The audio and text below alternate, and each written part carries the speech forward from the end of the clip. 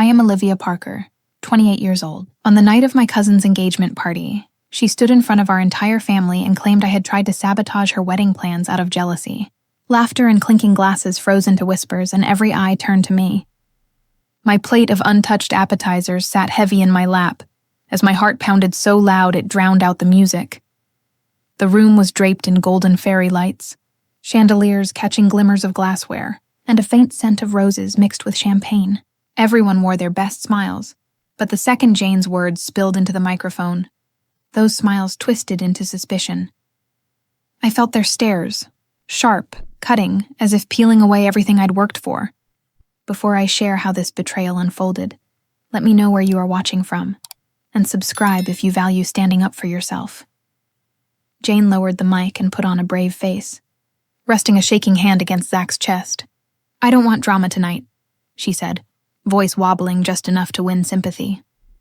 I just wish my cousin could be happy for me. Zach didn't correct her. My aunt squeezed Jane's shoulders. My mother looked at me with tired eyes, unsure whether to believe me or keep the peace. I stood, legs unsteady, and set my plate on the table. That's not true, I said. I never said anything to his mother. I hardly even know her. Olivia, my father warned under his breath, a quiet plea not to make a scene.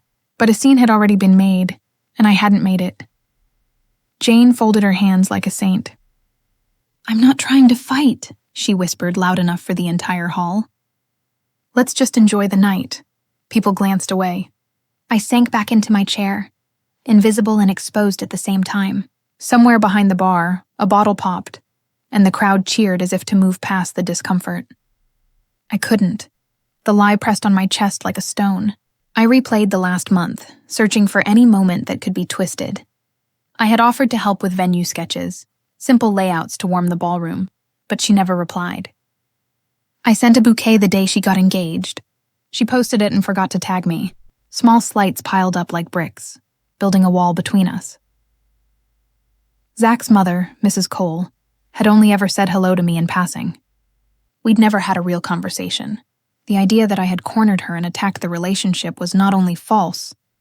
It was ridiculous, Liv, a voice murmured. It was my brother Nate. Do you want some air? I nodded. We slipped through the side doors into the cool night. The terrace overlooked a small lake lit by floating lanterns. The music inside muffled to a thump, and crickets filled the silence between us. She set you up, Nate said quietly.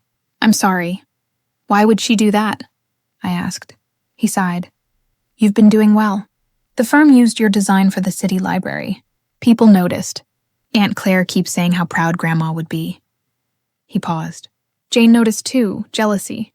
The word felt ugly and small. I'm going back in, I said. If I leave, it'll look like I'm guilty.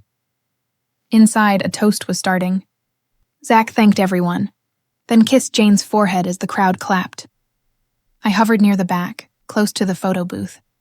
My phone buzzed. A text from my friend Tessa. You okay? Heard something weird from a bridesmaid. I typed back. Call me tomorrow. A shadow fell across my table. It was Mrs. Cole, elegant in navy silk. She sat across from me. Olivia, right? She asked. Yes. I've been told you had concerns about Jane and Zach, she said gently. I wanted to hear from you directly. I never said anything, I answered. Not to you, not to anyone. She studied my face, then nodded once. That's what I thought. She set down a folded napkin. On it lay a small silver flash drive. I frowned. What is that? A recording, she said. From the florist's shop across the street. My sister owns it.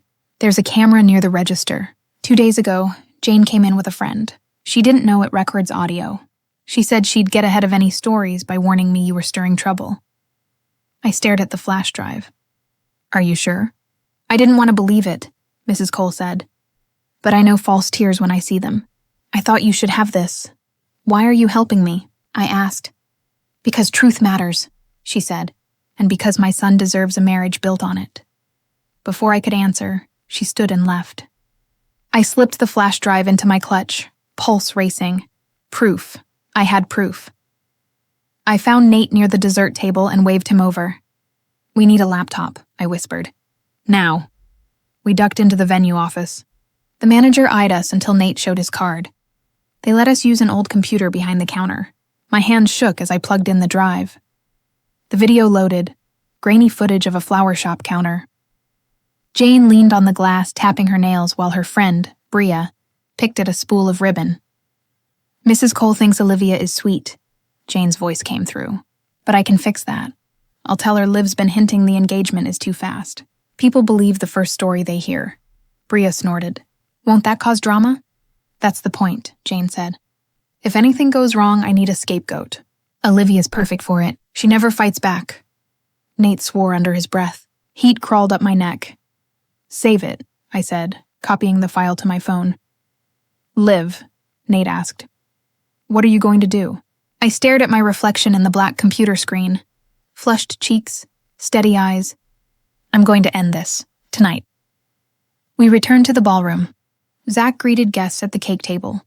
Jane stood near the band, accepting compliments like roses tossed on a stage. I walked to the DJ and handed him my phone. "Play this audio," I said, "when I give you a nod." He hesitated. "Are you sure?" "Completely." I climbed onto the small stage and took the microphone. Conversation slowed. Faces turned. Jane lifted her chin, that familiar pitying smile forming. "I need 2 minutes," I said, voice steady. "Then you can decide what you believe." I nodded to the DJ and held my breath. The audio poured out of the speakers, Jane's voice unmistakable even through the slight static. The room fell silent. "Mrs. Cole thinks Olivia is sweet," Jane's voice carried. "But I can fix that. I'll tell her Liv's been hinting the engagement is too fast. People believe the first story they hear." Gasps echoed. Bria's voice followed, nervous but audible. "Won't that cause drama?" Jane's cold laugh cut through the ballroom. "That's the point. If anything goes wrong, I need a scapegoat. Olivia's perfect for it. She never fights back." The last sentence hit me harder than any shove. The DJ stopped the recording. For a long moment, no one moved. Then whispers rose, sharp and buzzing like a swarm of angry bees. Jane's eyes widened in horror, then narrowed into fury. "That's fake," she screamed. "You doctored it, Olivia. You've always hated me." Mrs. Cole stepped forward, her posture elegant, her voice calm but firm. "Jane, I gave Olivia that recording. It came from my sister's flower shop. I heard it myself before handing it to her." The crowd shifted. Zach's jaw dropped. His hand slipped from Jane's waist. "You lied?" he asked, his voice tight. Jane's lips trembled, searching for an explanation. I was stressed. Weddings are overwhelming, and Olivia she always tries to outshine me." I felt my chest tighten, but this time with something close to relief. After years of being her silent target, the truth was finally spilling into the open. Aunt Claire muttered. "I knew something was off," another cousin whispered. She always did love the drama. Jane's face burned red. She turned to Zach, desperate. "Baby, you know me. I was just venting. I didn't mean it." Zach looked at her as though seeing her for the first time. "You called your own cousin a scapegoat. You set her up. Who does that?" Jane's eyes darted to me, filled with venom. "You think you've won? You just ruined my engagement party." I steadied my voice. "No, Jane. You ruined it yourself." The hall erupted into noise, arguments, disbelief, relatives rushing to Zach's side. I slipped away to the terrace again, my lungs aching for air. Nate followed, closing the door behind him. "You handled that like a pro," he said. "Most people would have screamed." "I wanted to," I admitted. "But she already painted me as jealous. If I exploded, it would have proved her point." Nate leaned on the railing, shaking his head. "She's been doing this since we were kids, making you the bad guy so she could shine." Memories tumbled back. The birthday parties where Jane staged tears if I got more attention.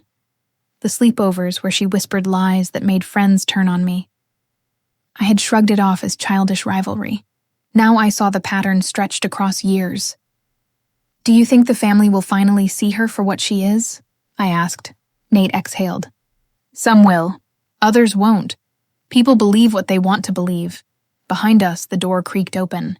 Zach stepped out, his tie loosened, his face pale. "Olivia, can we talk?" I folded my arms, bracing. "About what?" "I'm sorry," he said. "I should have stopped her earlier. I didn't know she was—" He faltered. She told me you were jealous of us, that you tried to turn my mom against her. I believed her because she's Jane. I studied his face, searching for sincerity. And now? He dragged a hand through his hair. Now I don't know what to think. That recording, she sounded cruel. Not the woman I thought I was marrying. She's always been like that, I said softly. You just didn't see it. Zach nodded slowly, pain flickering in his eyes. My mom warned me. I should have listened. Before I could reply, Jane burst through the door, her mascara streaked, fury blazing. You're talking to her? She snapped. After everything? Zach flinched. Jane, please, no! She shouted. This is exactly what she wanted. To make me look bad so she could steal you from me. The accusation was absurd, but her voice carried back inside. Guests trickled out, drawn by the spectacle. I don't want Zach, I said firmly. I never have. But I won't let you destroy me anymore. Jane's chest heaved. You've always been jealous. Admit it. No, I said, my voice steady. I've always wanted a family who believed me. Tonight I finally see who does. Gasps rippled through the crowd. Aunt Claire pulled Jane aside, whispering urgently. Zach stayed frozen, torn between anger and pity. Nate touched my shoulder. Come on, Liv.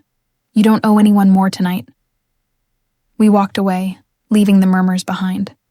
The next morning, my phone exploded with messages. Some were apologies from relatives who admitted they'd been wrong. Others were thinly veiled excuses. Jane was stressed. Weddings are hard. I ignored them all. By noon, I got a call from Mrs. Cole. Her voice was calm but direct. Olivia, I owe you more than an apology. Jane nearly ruined your reputation. I'll make sure Zach knows exactly what kind of woman he's marrying.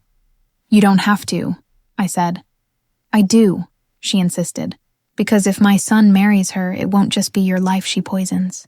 It'll be his. I thanked her, but when I hung up, unease crept in. The exposure had shifted things, yes, but Jane wouldn't take this downfall quietly. She never had. That evening, Nate came over with takeout. How are you holding up? He asked. Tired, I admitted. Relieved, but something tells me this isn't over. He nodded grimly. You're right. Jane doesn't lose. Not without trying to drag everyone down with her. I stared at the window, watching rain streak down the glass. My cousin's lie had cracked her perfect facade. But cracks didn't just vanish, they widened. And when they did, walls came crashing down. I had no idea then just how far she'd go. The morning after the engagement party felt heavy, like the air itself had thickened. My phone buzzed non-stop on the nightstand, notifications piling up from family group chats, missed calls, and texts I didn't care to read. I buried my face in the pillow, but the vibration wouldn't let me ignore the mess Jane had created, or rather, the mess she'd been exposed in. Finally, I reached for the phone. The first message was from Aunt Claire. Olivia, you shouldn't have embarrassed your cousin like that. We're family. You should have let it go. I stared at the screen in disbelief. Let it go? Jane had stood on a stage and branded me a liar in front of everyone. If not for Mrs. Cole's recording, I would have been left in ruins. And now, somehow, I was the villain again. Scrolling, I found a different tone in my mother's message. Liv, are you okay? Don't listen to Claire. I know how Jane twists things. Call me when you can. Relief loosened my chest a little. At least my mother hadn't abandoned me to Jane's narrative. I pushed myself out of bed, wrapped in the oversized sweatshirt Nate had loaned me years ago, and shuffled to the kitchen. My reflection in the window startled me. Eyes swollen from lack of sleep, hair matted, skin pale. Betrayal always showed itself in the body before the heart caught up. The kettle whistled. I poured tea, hoping the warmth would soothe me when the front door opened. Nate stepped in, holding a grocery bag. You look like you fought a war, he said gently. I did, I muttered, collapsing into a chair. He unpacked donuts and orange juice. And you won, did I? I asked, chewing the inside of my cheek. Jane's already spinning it. Aunt Claire says I humiliated her. Half the family probably thinks I'm cruel. Nate sat across from me, leaning in. Listen, they saw the recording. They heard her own words. If they still want to defend her, That's on them, not you. I wanted to believe him, but the years of being overshadowed by Jane, being treated as the difficult one, had carved doubt into me. You know what she's like, I said. She won't stop. She'll make herself the victim, Nate sighed. Then let her. You focus on telling your truth. Before I could answer, my phone rang. Mom, I answered, bracing. Olivia, she said, her voice trembling. I've just spoken to your aunt. She's furious. Says you ruined Jane's big night. Mom, I said, forcing calm. You heard what happened. She lied about me. I know, Mom said quickly. I know, but Claire doesn't want to see it. She says families should keep things private. Private? I snapped. She dragged me in front of everyone, Mom. What was I supposed to do? Smile and take it? There was a long pause. I just don't want you to lose everyone, she whispered. The ache in her voice softened my anger. If telling the truth cost me people, maybe they weren't really mine to begin with. Mom sighed. I'm proud of you, Olivia. I wish your father could see it that way, too. My stomach sank. Dad believes her. He says you should have stayed quiet, she admitted. That you stirred drama. Heat flushed my face. Of course. He's always believed her over me. Nothing's changed. Nate took the phone gently from my hand. Auntie, he said firmly, Liv did nothing wrong. If Uncle wants to side with Jane, that's his problem. He listened for a beat, then nodded. We'll talk later. He hung up, setting the phone down. My eyes stung. I can't keep fighting this every time, Nate. I can't. You won't have to, he said. This time you have proof, and you have people who believe you. By afternoon, social media was buzzing. Jane had posted a carefully staged photo, her tear-streaked face buried in Zach's shoulder, captioned, Even in the happiest moments, jealousy tries to ruin what we've built. But love always wins. The comments were full of sympathy. Stay strong.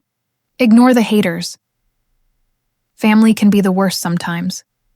Jane hadn't named me, but everyone knew. My phone lit up with screenshots from friends. Some added sarcastic commentary. Others just asked if I was okay. I closed the apps, bile rising. She's already twisting it, I said. Nate scrolled through his phone. Look at this, he said, turning the screen to me. A handful of people had commented back with questions. But didn't Olivia play that recording? I heard Jane admitted it at the party. Small voices of doubt cracking through her perfect narrative. It wasn't much, but it was something. Still, by evening I felt drained. I curled on the couch, the TV muted, staring at nothing. My thoughts looped. What Jane would say next.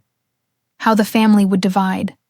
Whether Zach would actually marry her now that he'd seen her mask slip. Around 9, a knock rattled the door. My chest tightened. Nate moved first, opening it to reveal Mrs. Cole. She stepped inside, her face calm but resolute. Olivia, she said warmly. I hope I'm not intruding. Not at all, I said, surprised. She sat across from me. Zach is devastated. He won't admit it yet, but he's questioning everything. Jane is spinning, but the truth has a way of settling. I wanted you to know. I'm on your side. Tears pricked my eyes. Thank you. That means more than you know. Mrs. Cole placed a hand over mine. Stay strong. Jane thrives when others doubt themselves. Don't give her that victory. After she left, silence filled the room again. I breathed deeply, a small thread of hope winding into the exhaustion. Jane had exposed herself, yes. But the fallout was only beginning, and I knew she'd come for me harder than ever. 2 days later, my life turned into a battlefield I hadn't chosen, but couldn't escape. The whispers had spread from the ballroom to phone calls, from social media posts to workplace chatter. Jane knew exactly how to play her role. She wasn't the aggressor now. She was the victim of my calculated attack. It started with the family group chat. A message from Jane appeared mid-morning. I don't know why Olivia hates me. I've tried to include her, but she wants to tear me down. Please stop asking me questions. I'm trying to focus on my wedding. Within minutes, replies poured in. Ignore the negativity, sweetheart. You don't deserve this.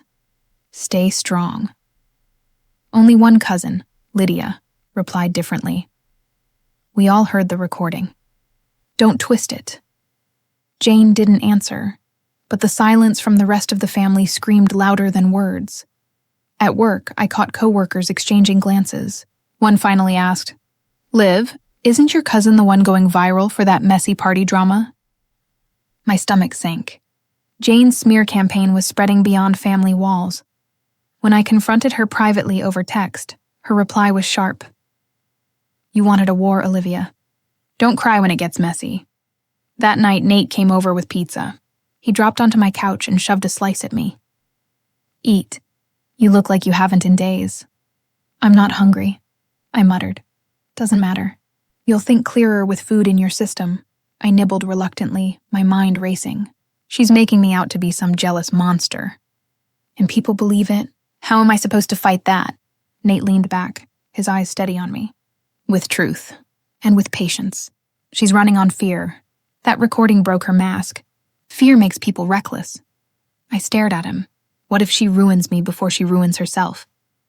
Then we make sure she doesn't get the chance, he said firmly. You've already got people on your side, Mrs. Cole, Lydia, me. That's a start. His confidence calmed me, but only slightly. The next morning, my phone buzzed with a notification from a private number. Against my better judgment, I opened it. A video began to play. Jane, sitting in her car, fake tears streaming down her cheeks.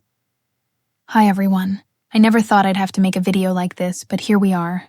My cousin Olivia has been spreading lies about me.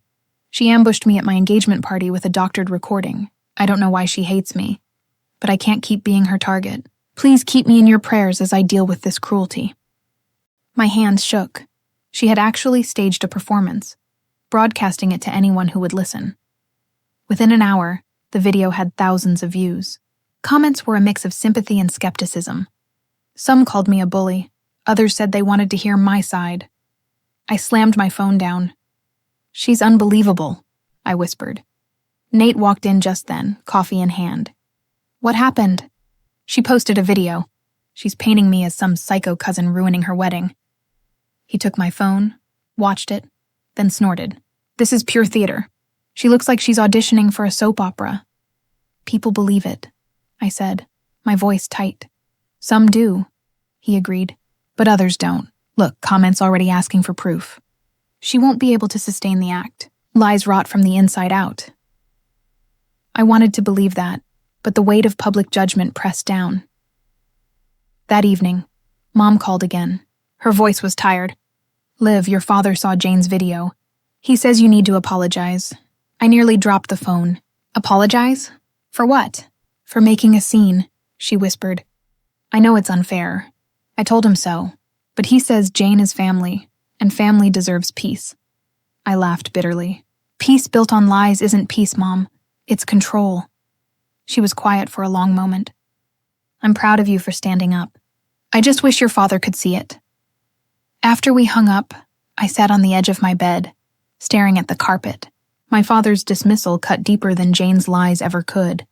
Days blurred into each other.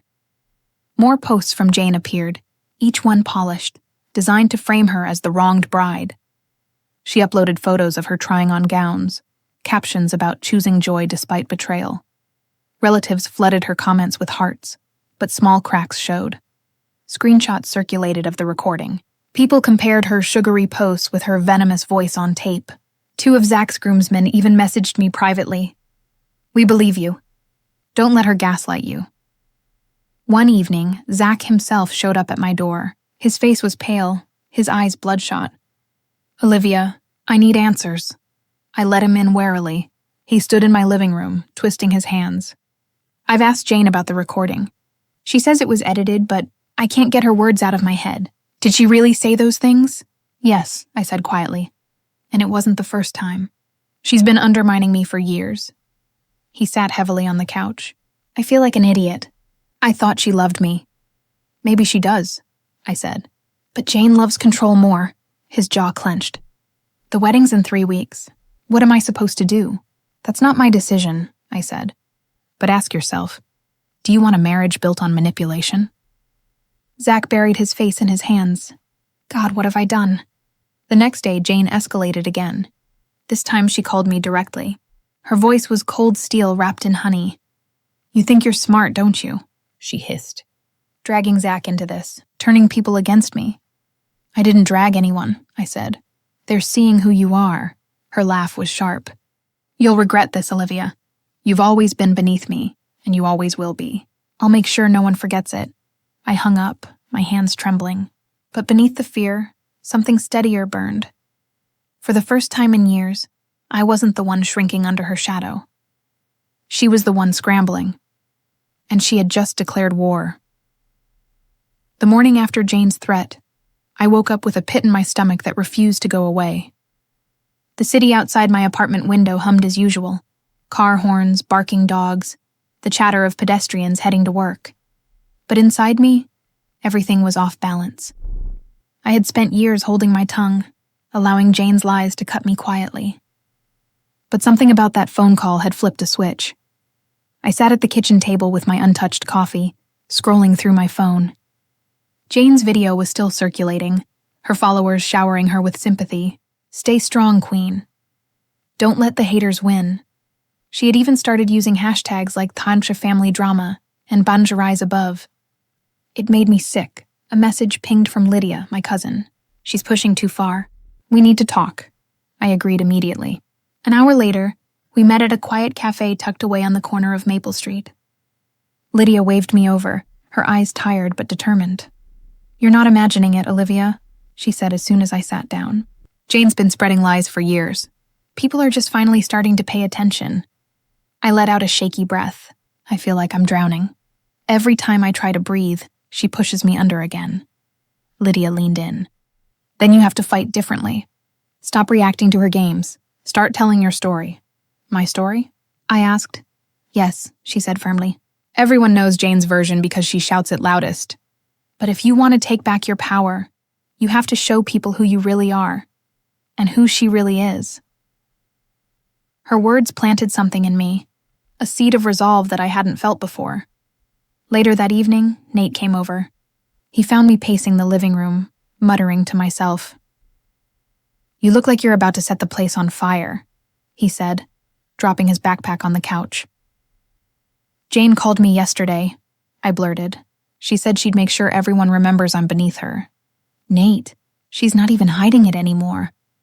His expression hardened. "Then this is your breaking point." "What do you mean?" "You've been surviving her attacks your whole life. But surviving isn't the same as fighting back. You have the truth. You have allies. Stop playing defense." I froze, his words echoing Lydia's. "So what do I do?" He grinned. "We expose her, strategically. No yelling, no drama. Just cold hard truth." The plan started small. I dug out old text messages, emails, and screenshots, evidence of Jane's manipulations. Times she'd borrowed money and never paid it back, or bad-mouthed me behind my back, only for me to find the receipts later. I had kept them because something deep inside me had known this day might come. Nate helped me organize everything into folders. "This isn't about destroying her," he said. "It's about showing the reality she's tried to bury." But as I stared at the stack of evidence, a wave of fear rushed over me. What if this backfires? What if they call me bitter? Nate placed a steady hand on mine. "Then at least you fought. At least you stopped letting her write your story." His words steadied me. For the first time, I felt like I had a choice. The breaking point came sooner than expected. The following weekend, Aunt Claire invited the entire family to a Sunday lunch at her house. She made it sound like a casual get-together, but I knew better. It was a battlefield disguised as a dining room. I almost didn't go. My hands shook as I got dressed, my heart racing as I drove, but something inside me whispered that this was my moment. When I arrived, the house was already buzzing with voices. Jane stood near the fireplace, perfectly styled as always, her engagement ring flashing in the sunlight. Zach was beside her, his smile stiff, eyes shadowed. The room quieted when I walked in. Conversations faltered. I felt their stares on me. Curiosity, judgment, pity. Jane's lips curved into a smile that didn't reach her eyes. "Olivia," she said sweetly, "I wasn't sure you'd come." "Brave of you," I held her gaze. "I'm not here to fight, Jane." She tilted her head. Oh, because that's all you've done lately. My father cleared his throat from the corner. Enough, both of you. This is a family gathering. We don't need more drama. But drama was exactly what Jane thrived on. She reached for Zach's hand, squeezing it as if to prove her loyalty. I just don't understand why Olivia wants to ruin my happiness. My mother shifted uncomfortably. Lydia, however, spoke up. Because you lie, Jane, and we're tired of it. The room fell silent. Jane's eyes widened before narrowing dangerously. Excuse me? Lydia stood tall. We all heard the recording. You can't pretend anymore. Jane's mask cracked for a second. Then she laughed lightly. That recording was edited. Olivia's good with tech. Who's to say she didn't doctor it? My heart pounded. Here it was, the moment. The breaking point. I pulled out my phone and connected it to Aunt Claire's smart TV. The screen lit up with the recording Mrs. Cole had shared. Jane's voice filled the room. I don't care if I have to ruin Olivia. She'll never outshine me. Gasps rippled through the room. Zach's face went pale. My father shifted uncomfortably, but even he couldn't deny what he heard. Jane's voice faltered. That's taken out of context. I stepped forward, my hands steady now. No, Jane, this is who you are. You've spent years trying to bury me under your lies, but I won't stay silent anymore. For the first time, I saw fear flicker in her eyes. Real fear. That night, back in my apartment, I replayed the day in my head. The silence of the family, the shock on their faces, Zach's hollow stare at Jane. It wasn't victory yet, but it was the crack in her armor I had been waiting for. Nate sat across from me, grinning. You did it. You broke her script. I don't know what happens next, I admitted. You don't need to, he said. You've already changed the story, and she knows it. I lay back against the couch, exhausted but lighter than I had felt in years. The breaking point had come, and I hadn't shattered. Jane had. The Monday after the family lunch, I woke with a strange feeling in my chest, something between exhaustion and triumph. Jane's voice still echoed in my head, her damning words replaying on Aunt Claire's television.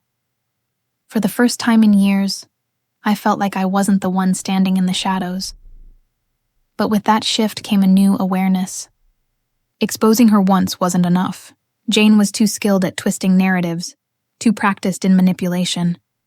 If I wanted to protect myself and finally reclaim my dignity, I had to do more than survive her attacks. I had to rise above them. I brewed coffee and opened my laptop, scrolling through the buzzing group chat. Lydia had messaged privately. People are finally starting to see the truth. Don't stop now, Liv. Her encouragement felt like a lifeline. Nate arrived not long after, holding a folder. You need to see this, he said. Inside were printouts of social media posts. Screenshots of Jane's pity campaign, yes, but also new ones.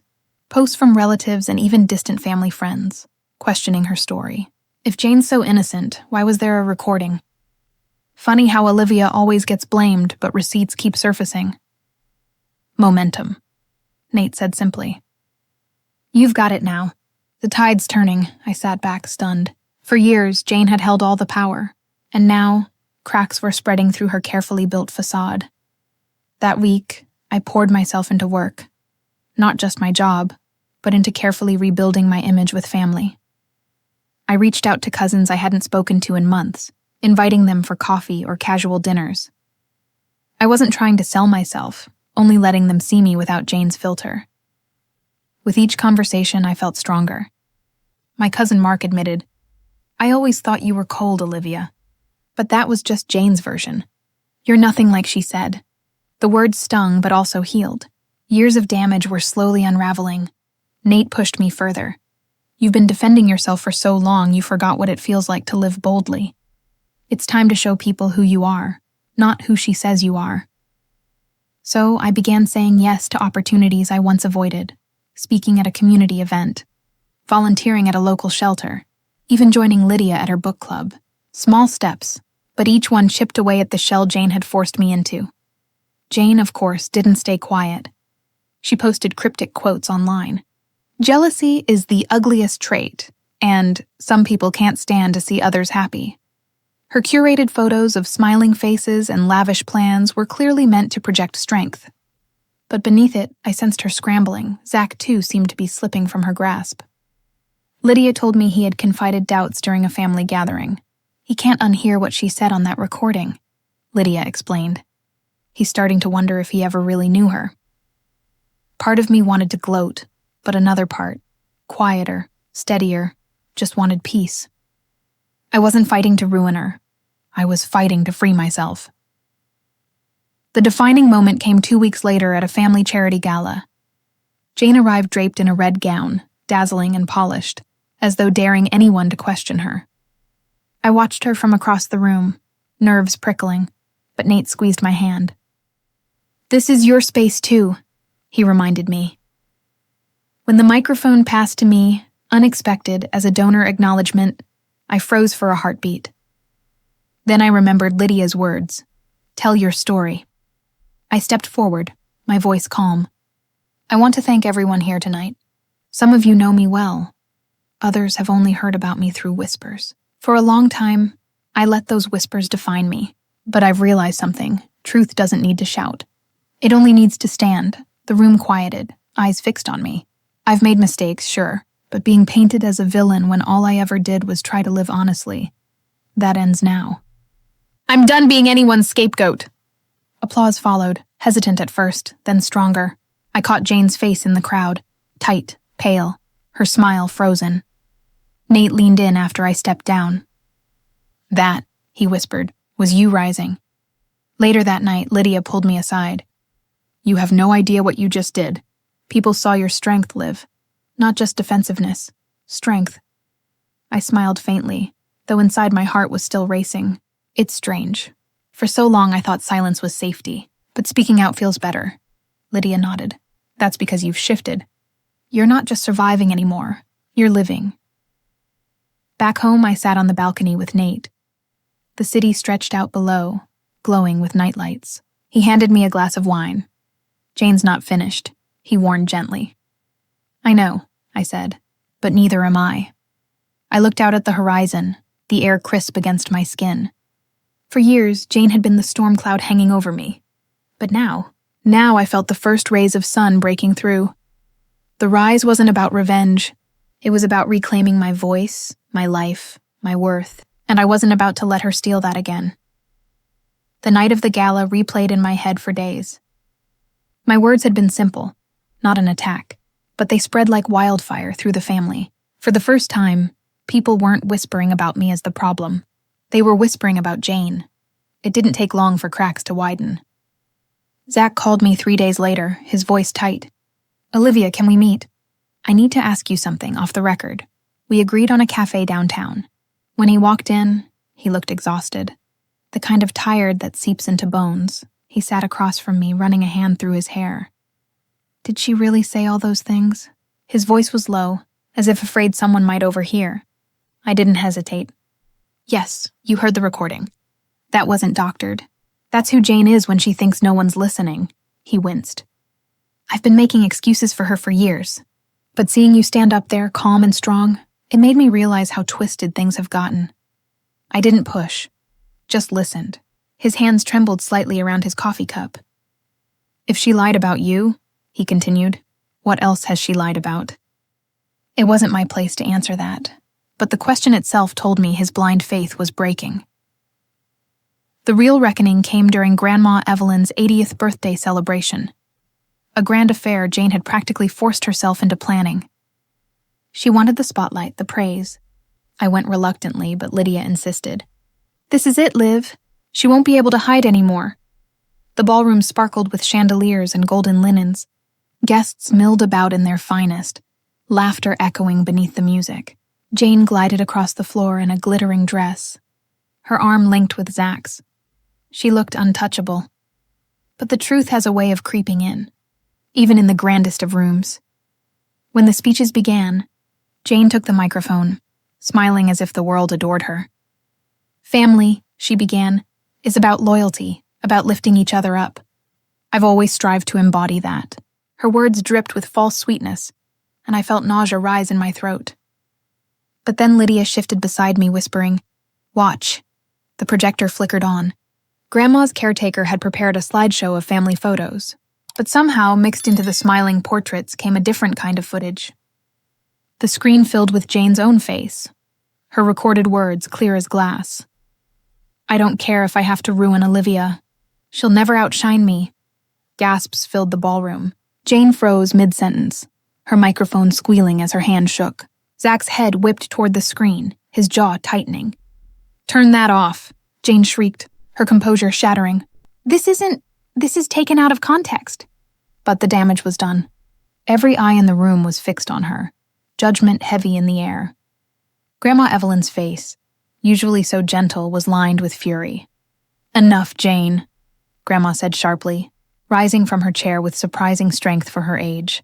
"We've all seen who you really are." Jane's mouth opened and closed like a fish gasping for air. "Grandma, not another word," Grandma snapped. "You've lied to this family, turned us against Olivia, and for what? Your own insecurity? Your greed?" The silence was deafening. Zach stood slowly, his voice cutting through the room. "Is it true, Jane? Have you been lying about her all this time?" Jane's eyes darted wildly, searching for an escape. "Zach, baby, you know me. You know I'd never—" But he stepped back, away from her reaching hand. "I thought I did. Now I'm not so sure." Whispers filled the air, relatives murmuring, heads shaking. Jane tried to laugh, but it came out brittle. "You're all turning on me because of a stupid clip? Olivia's the manipulative one, not me." I stood then, my legs trembling but my voice steady. "No, Jane. I don't need to manipulate anyone. Your own words spoke for you.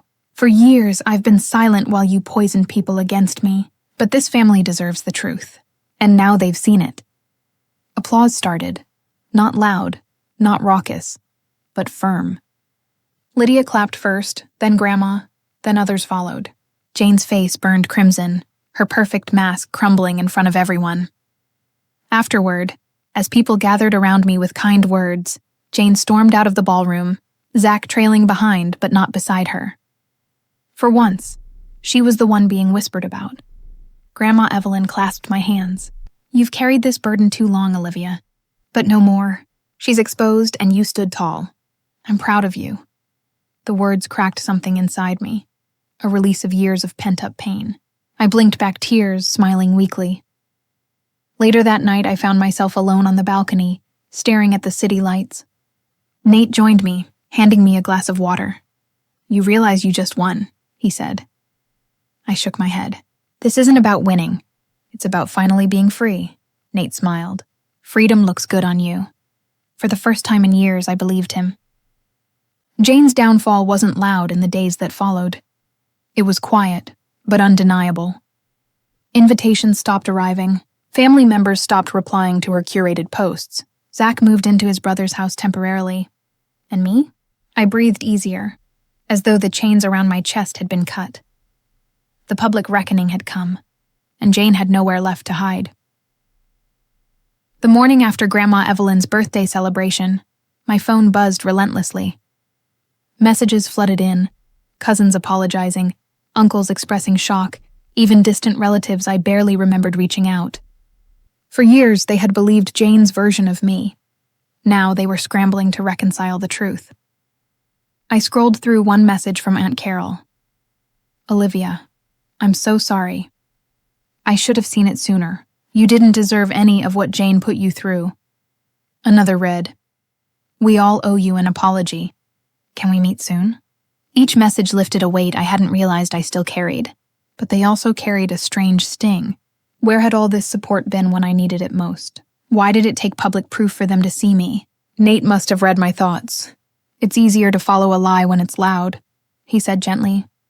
"But once the truth echoes, it's impossible to ignore." Jane, on the other hand, disappeared. She shut down her social media accounts within days. The curated smiles, the false perfection, it all vanished.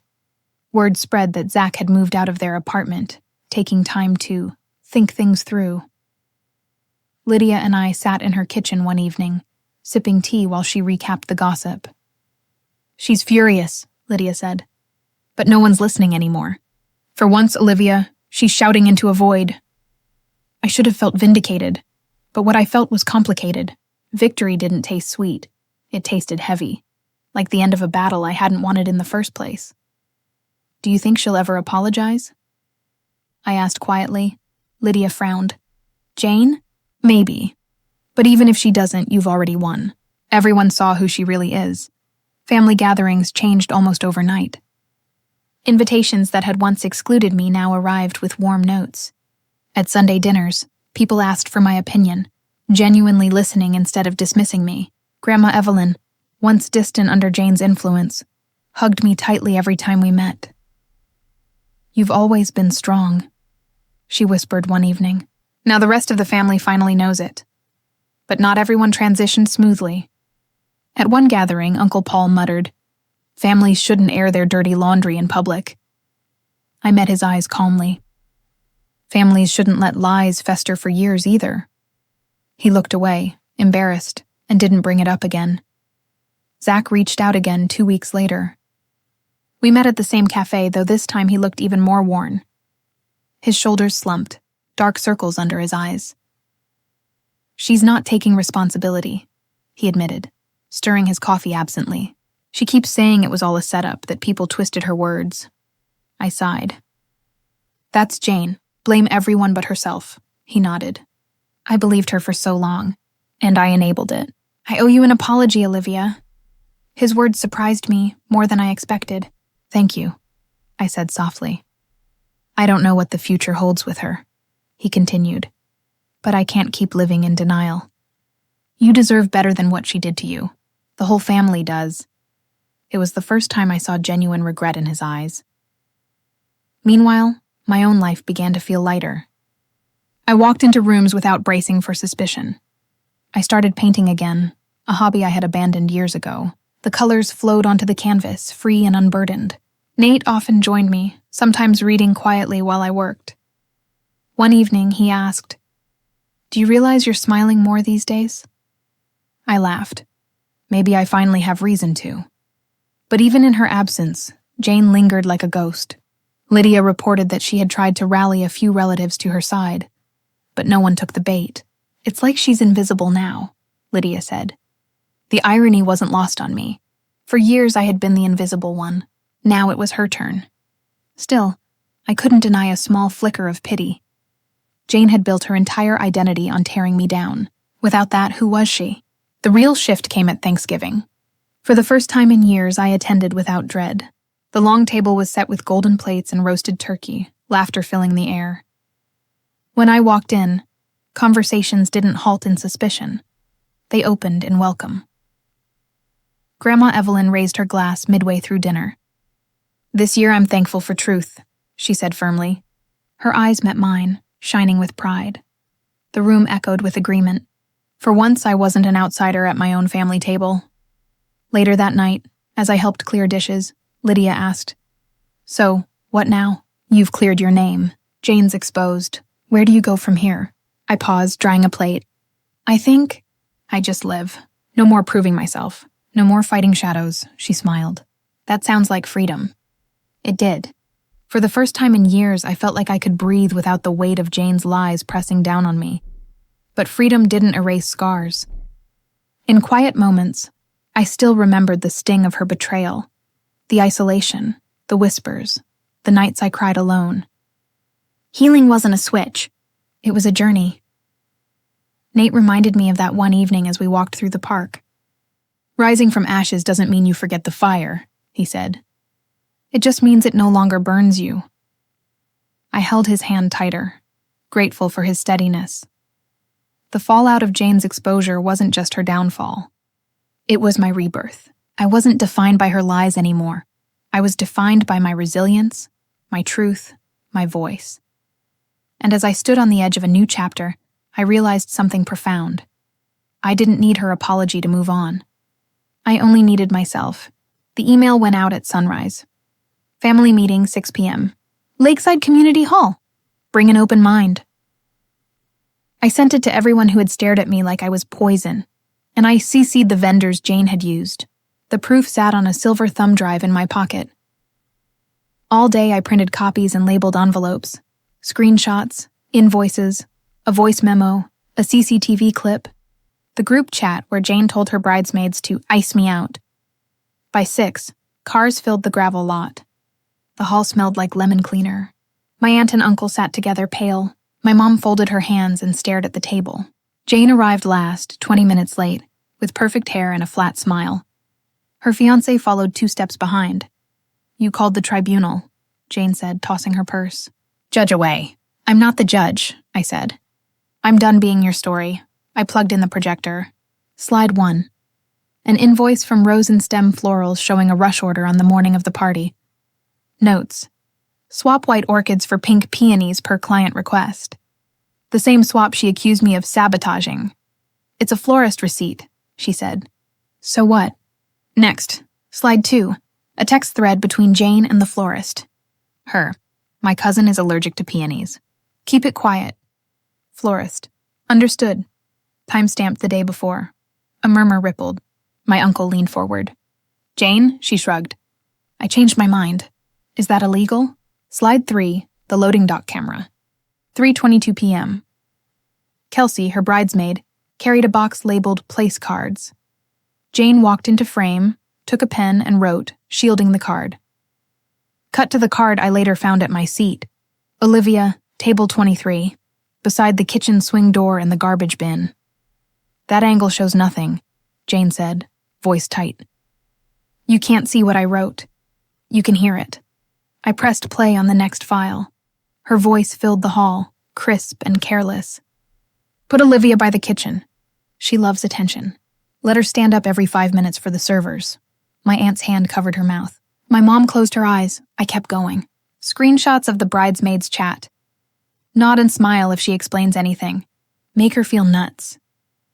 A Venmo payment labeled favor, sent to a cousin who had overheard me say things I never said. A draft caption in Jane's notes. "Some people hate what they can't be." The final slide. My planner. Lena with the venue manager both holding signed statements. "I won't waste anyone's time," Lena said from the back. "Olivia didn't change flowers or seating. Jane did. I'm resigning." "You can't," Jane began. "I already did," Lena replied. The hall shrank with every truth. I looked at Jane's fiancé. "Did you know?" I asked. He lifted his head, eyes rimmed red. "No." "Oh, please," Jane said. "Everyone nudges things to make their day perfect. Olivia is just sensitive." I pulled out the last envelope. A 3-minute audio from the bridal salon, recorded when Jane pocket-dialed our grandmother. I pressed play. "Watch this," Jane's voice said. "I'm finally putting Little Miss Ethics in her place. Countdown," another voice giggled. 3, 2, post the rumor in the cousins' chat now, Jane said, breathless. "Say she used Grandma's pearls without asking. She'll spend the night defending herself and nobody will notice my changes." The audio ended. My aunt stood so fast her chair toppled. "Jane Elaine," she said, each word hard. "You dragged all of us into this." "I dragged us?" Jane's face hardened. "I made a perfect night. She always steals attention. I took it back." "You stole trust," my mom said softly. My uncle turned to me. "Olivia," he said, hoarse. "I'm sorry." I nodded but didn't answer. Jane's fiancé stepped forward. "Is there anything else?" he asked. He wasn't challenging. He was searching for the edge. "One thing." I handed him a printout, a DM Jane sent my ex, inviting him to the party, so Olivia can learn what losing looks like, with a heart emoji. He read it twice. "Why?" "Because she always wins," Jane snapped. "Because everyone loves her for doing nothing." "For telling the truth," I said. He exhaled. "I need air." He walked outside. The door clicked shut. Jane watched him go, then turned on me. "This is your fault. You couldn't let it go." "I did let it go. For years. You didn't." My aunt's voice rose. "Enough. You will return every deposit. You will apologize to your grandmother, and you will postpone this wedding until you can tell the truth without blaming someone else." "You can't tell me what to do," Jane said. "You're right," my uncle said, standing, "but we can decide what we won't support." He slid a credit card toward me. "You paid the photographer's rush fee. Let me make that right. I didn't touch it." "No." Make it right with the people you pressed to lie. He withdrew his hand and nodded. The door opened. Her fiancé returned, face calm in the way of someone who had found the floor under a collapsing room. "Jane," he said, "I can't marry you. Not like this. Not until you face what you've done and why." She grabbed his arm. "Don't you dare embarrass me." He freed himself. "You embarrassed yourself." Chairs scraped. Someone sniffled. I gathered the envelopes and the remote. My hands were steady. People left in small groups. My mom hugged me tight. "I'm proud of you," she whispered. "Not for proving it, for surviving it." "I'm tired," I said. "I know." Outside, the sky was lavender over the lake. Jane stood alone by the curb, staring at her phone, searching for a version where she still won. I didn't go to her. Reckonings are private work. At my car, footsteps approached. Her fiancé kept a respectful distance. "Olivia," he said, "thank you for telling the truth." "I didn't do it to break you," I said. "I know." He looked at the water. "Maybe it's the only way anything real can start." I nodded. The hall door shut with a soft thud. The air felt cooler, lighter, like a room after a broken window finally closes. Tomorrow would be calls and cleanup. Tonight was the moment a lie finally ran out of places to hide. The weeks after Thanksgiving passed in a blur of quiet peace. It was strange at first, living without the constant tension, without the weight of Jane's shadow pressing against my every step. For so long I had been defined by what she said about me, by the lies that colored how others saw me. Now, with the truth out in the open, I was left with something unfamiliar, but welcome. Freedom. I often found myself walking along the lake near my apartment, bundled in scarves against the winter chill. The surface of the water mirrored the sky, sometimes gray and heavy, sometimes bright and clear. In those reflections I saw my own journey. I had been through storms, pulled under by currents of betrayal, but I had surfaced again. Jane didn't disappear entirely. I still heard whispers. She tried moving to a new town, attempted to start fresh, but her reputation followed her. People remembered what they saw, what they heard. She couldn't charm her way out of the truth anymore. And Zach? He filed for separation not long after. Word spread that he was considering divorce, tired of living under the weight of Jane's manipulation. Part of me pitied her. Imagine living a life where your entire identity is built on tearing someone else down. Once that foundation crumbles, what's left? I didn't hate her anymore. I didn't even feel anger. I felt distant. She was part of my story, yes, but no longer the author of it. One evening, Lydia and I sat in her living room with mugs of hot chocolate, the Christmas tree casting soft glows around us. "You're different now," she said, studying me carefully. "How so?" I asked, curious.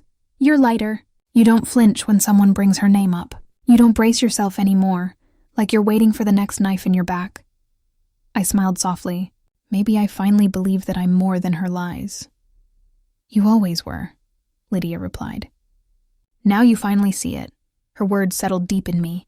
Maybe that was the real victory. Not just that Jane was exposed, but that I had reclaimed myself. Nate and I grew closer too.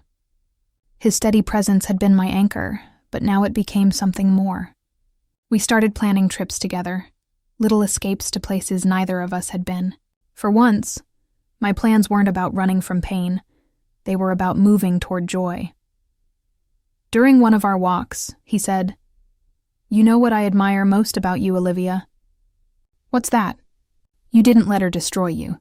She tried over and over again, but you turned every wound into strength." "Not everyone can do that."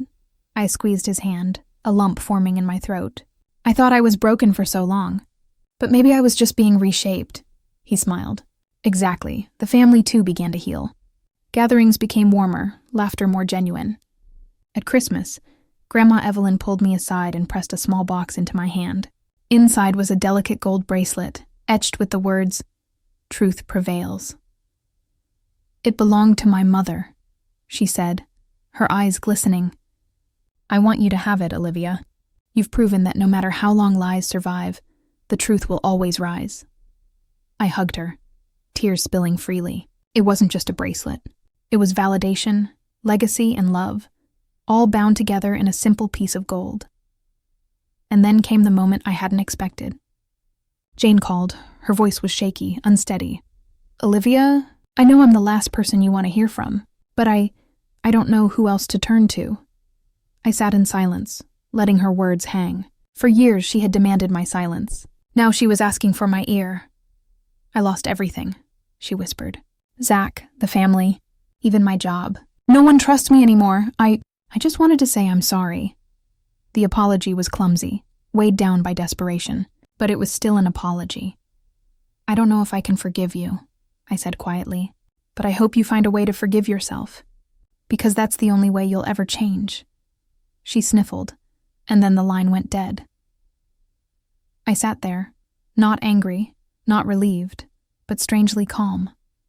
I didn't need her apology to heal. I had already healed without it. But hearing it confirmed that I had truly moved past her shadow. Now, as I sit by my window, watching snow fall softly onto the quiet streets, I think about everything this journey has taught me. Betrayal cuts deep. Lies can isolate, but truth, when it finally comes to light, is unstoppable. And healing, real healing, doesn't come from revenge or even vindication. It comes from reclaiming your voice, your worth, your place in the world. To anyone listening who has ever been betrayed, who has ever been made invisible by someone else's lies, know this: your truth matters. No matter how loud the lies are, no matter how long they linger, they cannot erase who you are. And if my story resonated with you, please like, subscribe, and share it with someone who might need to hear that they too deserve respect and unconditional love. Because at the end of the day, Jane's betrayal didn't define me. My resilience did. And maybe, just maybe, that resilience can inspire someone else to believe in their own strength.